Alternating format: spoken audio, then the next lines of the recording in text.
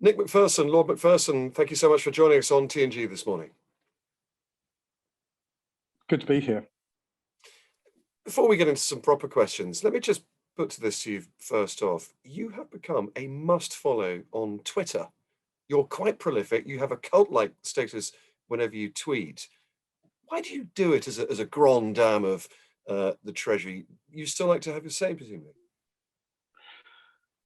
Well, mainly for therapeutic reasons. These last few years have been difficult, I think, for anybody who spent their life at the Treasury. So, engaging in the Twitter sphere, and I try and keep it under reasonable control, provides an important way for me to come to terms with where we are, where we're going, and to give a perspective, I guess, from the point of view of the taxpayer, of who in the end is going to pay for all of this.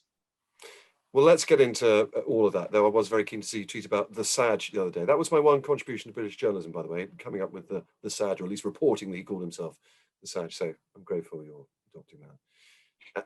As you might have just alluded to, the government has got a huge amount of massive, big fiscal decisions to take in the autumn and September when everyone comes back from these lovely summer holidays. The Whitehall-wide comprehensive spending review, how to pay for its new plan to fix social care being just but two of them. Perhaps we could just start with social care, because it is probably going to be the biggest political nut to chew on for some while.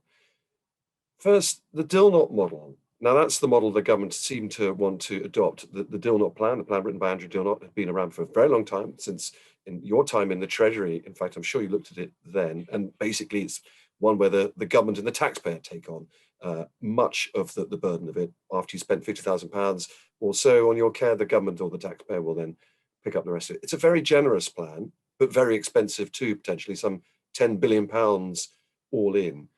In your opinion, is Dill-Knot the right approach?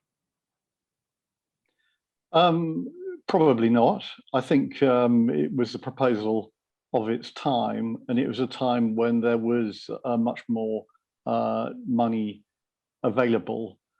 I do wonder, at a time when resources are likely to be very constrained, whether effectively subsidizing the asset rich, because in a sense this is insulating people who have long-term care needs from having to sell their assets, in particular their house. I don't think anybody's actually ever proposes that they sell it at the time, but at death, it does seem reasonable to me that the asset rich should contribute to their care. But equally, there is a social insurance element. I mean, most of us won't need long-term care, but some of us do. So although I worry about the cost, I can see the legitimate political concern. But the problem actually is bigger than this. And when I say that, the world has moved on, the world has moved on. We've had a monumental 18 months of coronavirus, which has shown that our long-term care sector is probably inadequate for a civilized, wealthy nation. And so regardless of what happens on Dill-Knot, I think there are going to be huge pressures to spend more on social care in the coming period. And so I wonder, because of demographics and the like.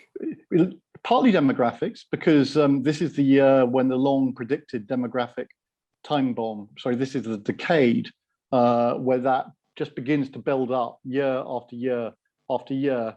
And it will continue over about 2 to 3 decades. This isn't just a sort of little hump we've got to get over. It's going to get progressively more of an issue. But I think even taking into account demography, I think people want to see society spending more on our old folk. And therefore, there will be all sorts of pressures. And you get additional pressures from things like the minimum wage being pushed up. This tends to be a low-paid sector. And there's an age-old debate about the role of the private sector. And the private sector care home market is very lightly capitalized. is pretty unprofitable. As I say, I think there will be pressure to spend more. And that's alongside increased pressures on the National Health Service. You've seen that only this morning with the announcement of the wage rise for nurses. These areas are going to account for more and more of expenditure. So you're worried that the government's going to saddle itself to what is already a fairly generous and expensive programme that will only become more expensive as the years go on? Well, I mean, I wouldn't be worried if the government was very clear how it was going to set out how it's going to pay for it, because in the end, it's tempting to think we can carry on borrowing, and there will be a brief period in the coming period where revenues do start picking up because the economy is recovering. But I think we will come out of the coronavirus crisis with quite a high structural deficit. Now, I'm not against borrowing to invest, but the sort of pressures we're discussing are classic current expenditure issues. This is public consumption. And I do think that does have to be funded by revenue. And therefore, if the government wants to spend more, in my view, it should seek to set out how it's going to finance it. Well, let's get on to that, yeah, because that's been the subject of a particularly interesting debate started this week. The suggestion, very strong suggestion, not denied by anybody in government, that the way that they are indeed going to fund this £10 billion for the Dill plan is a rise in national insurance contributions. And I find that encouraging. I mean, I'm encouraged. You're encouraged. So just to be clear, that's 1p for every employer and 1p for every person who earns. That's a major tax. No, I'm encouraged that the government is prepared to start talking about tax rises, because I think successive governments have avoided this for far too long. I'm slightly discouraged that the government has chosen what I would regard as the easy option of a national insurance hike, partly because national insurance is only paid by people who work. And so this is effectively a tax on employment, it's a tax on jobs. And if you tax something more, generally you'll get less of it. But there's also a distributional issue. The national insurance is paid only by people who are below pension age. It's paid by young people who have taken a pretty big hit in recent years, what with tuition fees and the general stagnation in wages. And take the example of people, I won't name names, of the proprietor of the Times comes to mind, people who live off capital, live off rents. Neither rents nor dividends are subject to national insurance. So the rentier class won't pay a penny. You mean older people, obviously, over 67s? Well, yeah, but you could be a 25-year-old rentier. You could be a duke or someone who just happens to own a large amount of London. That income would not be subject to national insurance. So I think the government does need to look at this. I mean, I've long advocated a sort of social solidarity charge, which could be temporary, because it may be that I'm wrong and that these long-term pressures will go away.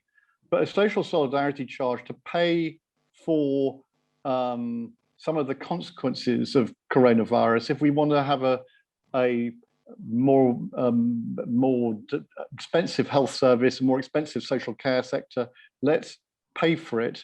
But that should be payable by all of us on all our incomes, not just employment income. And it should be paid by young and old alike. And I mean, look, in my view, it could be, it would definitely be income related. There's an argument to be had about whether the better off pay a higher rate of social solidarity charge. But that is the sort of proposal, if I was still in the Treasury, I would be seeking to advocate. Why was still not implemented during your time in the Treasury? I mean, it was hanging around for many years. Successive governments could have picked it up immediately and just gone ahead with it, but they never did. Why not? Well, I think partly, it's the classic sort of time is ripe issue, that if you can avoid taking a difficult, expensive decision, can you just sort of push it off into the future? but it's partly also, I think, a neglect by the whole of the political class, and for that matter, the civil service class, I think, of long-term social care. It's always seen as a sort of correlation of social service expenditure. And governments are under so much pressure to spend money on hospitals and nurses and doctors that it's tempting to neglect social care. Now, what's happened over the last year, especially you saw it when coronavirus just spread right the way through that sector, is I don't think that position is any longer sustainable. Let's move on to general government spending. You've hinted a little bit there that the government does have a little bit of a habit of making some pretty big commitments, especially the Prime Minister, who rather enjoys spending a lot of money without necessarily saying where that money is going to come from. Do you have some sympathy for the current Chancellor of the Exchequer, or indeed your successor in the Treasury, the current permanent Undersecretary, who might have substantial headaches how to make all this add up? Yeah, I have a lot of sympathy. And in one sense, it's ever thus. If you're at the Treasury, look, it's the Prime Minister's job to win elections. I mean, if you lose an election, it's Prime Minister who gets the blame. And it's the Treasury's job to try and stop the Prime Minister of the day being too irresponsible. And I mean, the Treasury usually fails. And actually, the life of a Treasury official, and indeed the life of a Chancellor, it's a bit like Sisyphus pushing that rock up the hill. And just when you get to the top, you know, you fall over, it rolls back over you, you go back down to the bottom and have to start again. So I think Mr. Sunak, whom I don't know, but by all accounts is a sensible man, is trying to make the traditional case for fiscal prudence. And he has got a bit of a challenge because certainly in the Cameron-Osborne era, sometimes I thought the Prime Minister was a greater believer in Treasury orthodoxy even than the Chancellor. I don't think that's the case now. You mean balancing the books? It's interesting because Boris Johnson has been very critical of those Cameron-Osborne years and has said many times there will be no return to austerity, which I think he means there'll be no spending cuts, and has indeed been very critical of precisely the spending cuts that you presided over for years. Well, that's a perfectly reasonable point of view. I mean, in my view, you don't have to have spending cuts if you're prepared to actually pay for the extra spending. You can borrow. I mean, look, at the current time, I think the response across the Western world to the coronavirus crisis was right. You had to borrow to get through this. The central banks have thrown an extraordinary amount of money. They've effectively printed money through quantitative easing at the problem, but that cannot go on indefinitely. Indeed, if it did go on indefinitely, you do begin to get into Latin American type territory. I'm not saying that's going to happen anytime soon, but it is incumbent on the government to maintain credibility by showing how it's got a plan to stabilize the public finances. Now, as I say, most countries are following the same policy. The critical thing, I think, for the Treasury and indeed for the Prime Minister is to ensure that Britain doesn't become an outlier. Because once you're seen as an outlier by the markets, that's when your currency comes under pressure, you end up getting more inflation, and you end up in a classic British crisis of the sort which happened in 1976. But we're far away from that, though, aren't we? If you look at the comparatives, the world comparatives, so this week, for example, our borrowing hit almost 100% of GDP, first time in about 60 years that's happened. But so a lot of other countries, we're very far away from getting picked on by the debt market. So why not borrow a little bit? I totally accept that. And we are borrowing more. And I'm not claiming that we need a massive cut exercise immediately. But as we come out of the sort of coronavirus recession, I think it is incumbent on the government to be able to set out a sensible path. This doesn't even need to be back to balancing the budget, but they do need to demonstrate how in the medium term, the overall level of debt is first going to stabilize and then fall as a percentage of national income. All of that's perfectly doable, but it does require quite a grown-up conversation about priorities across public spending, but also a recognition that in the medium term, if you want to spend a whole lot more, especially in terms of current consumption, you do have to raise the revenue to pay for it through taxes. Let me just finally ask you about inflation, which again, you've sort of tilted towards a little bit. CPI rate of inflation is now this month up to 2.5%. That's above the Bank of England's target rate, of course, of 2%.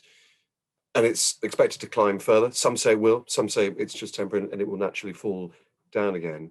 Where are you on this argument, which basically revolves around should the Bank of England be thinking about raising interest rates reasonably soon to cut it off at the pass? Well, I've got huge regard for the Bank of England. It is independent, at least on these operational matters. So I'm loath to go too deep into this debate. But I think if I were on the Monetary Policy Committee, I'd be a bit worried. I think monetary policy and interest rates, QE, has been incredibly loose. The fact is the economy is now growing. I know there's still uncertainty out there, but there is definite momentum. There are short-term reasons why inflation is going to go up. I get some of those will go away. That's to do with coming out of lockdown and so on. But I do see inflationary policies building up. And as I say, if I was part of those discussions, I would be advocating a touch on the tiller. I think, as Mervyn King used to say in the late 90s, early 2000s, a stitch in time saves 9. Touch on the tiller means a rise in rates. Yeah. Doesn't have to be a lot, but a little might just protect us against more pain down the track. Now or in the autumn? Look, I'm not close to the data, but I think certainly this year. Isabel. Just wondered what advice you had for Rishi Sunak. He's had a very strange start as Chancellor, hasn't he? In that he's been very popular. He's been giving out lots of nice things, furlough scheme and so on, to people. Normally, Chancellors try to make themselves quite scary, whereas he comes across so far as being quite nice. Is that not going to be quite difficult for him as he starts to try to keep a handle on the money a bit more? I think it's been unfortunate that coronavirus struck when it did, because normally it's at the beginning of the Parliament that you take tough decisions in the recognition that, look, politics involves handing out goodies in the run-up to a general election. So here he's going to be 18 months to 2 years into the Parliament and having to be the person who says no. But history suggests that is what chancellors need to do. History is littered with people who just caved in and did a dominant prime minister's bidding. Tony Barber comes to mind, the Barber boom in the early 1970s. And Mr. Barber didn't have much of a career after the 1974 election. So I would advise Sunak to play a long game.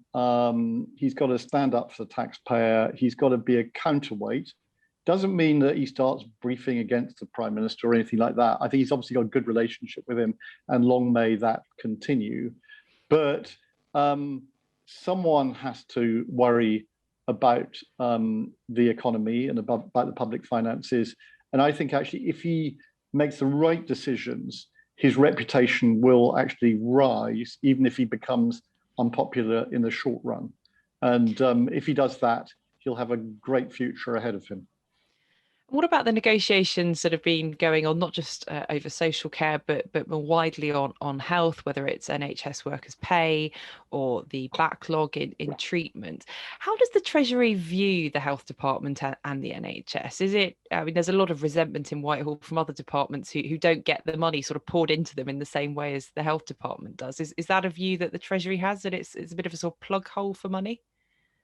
Well, I think the Treasury knows that it will always end up having to put real increases, by which I mean resources over and above inflation into the health service. That has been the case, I think, pretty much since the health service was created. There may have been 1 or 2 years when that didn't happen, but it does suck in money. And, look, the Treasury has to face up to that. The British people have this extraordinary affection for the National Health Service. As Nigel Lawson once said, it's the nearest the British people come to having a religion.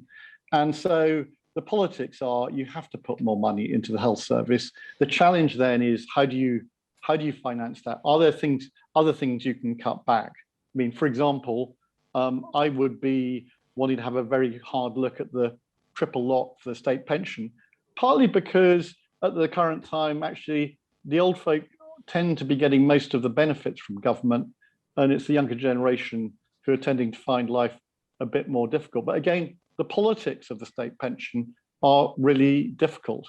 But in the end, you're going to have to take some tough decisions in one place or another, or you end up having to raise taxes even more. Now, the government has cut the overseas aid budget, and I know that has been very unpopular with some people, but you do have to, in the end, if you're in the Treasury, any cuts will do. If you can persuade the politicians to agree to something. I'm sure many Treasury officials had reservations about cutting overseas aid, but at least it does help make the numbers add up.